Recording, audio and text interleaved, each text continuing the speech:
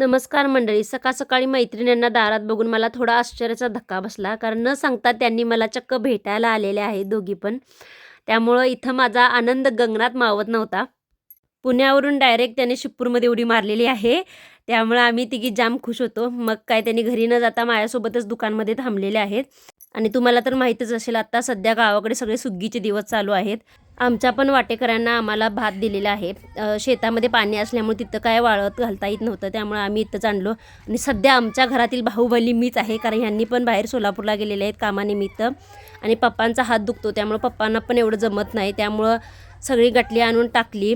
मला पण सवय नाही, त्यामुळं माझी पण हालत बेकार झालेली आहे. मग काय बाबा पप्पा आम्ही सगळ्यांनी मिळून इथं भात वाळत घातलेला आहे.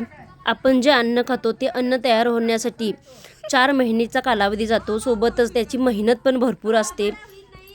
पेरणीपासून लागवड, कापणी, भात वारं देणं म्हणा किंवा ते आणून घरापर्यंत पोचेपर्यंत त्यामागचे कष्ट भरपूर असतात. आणि हे आता मी अनुभवत आहे, कारण मी इथं स्वतः करत असल्यामुळं मला हे कष्ट दिसत आहेत. त्यामुळे मला आता थोडी थोडी जाणीव होत आहे. शहरामध्ये तसं नाही. शहरामध्ये हक्कीच्या अंतरावरती अगदी छोट्यापासून मोठ्या गोष्टी भेटतात, पण गावाकडे तसं नसते. प्रत्येक गोष्टीसाठी काही ना काहीतरी कष्ट घ्यावे लागतात.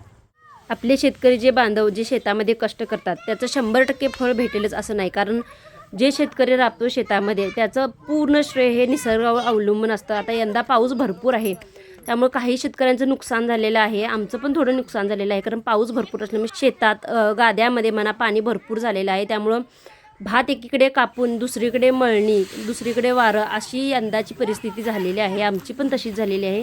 एका शेतामध्ये आम्ही कापलो आणि तेच डोक्यावरनं ओझं उचलून दुसऱ्या शेतामध्ये आणून तिथं मळणी वगैरे करून वारं वगैरे देऊन आणि आत्ता घरात दारासमोर आम्ही वाळवत आहे. असेच यावर्षी सगळ्या शेतकऱ्यांचे हालत झालेली आहे.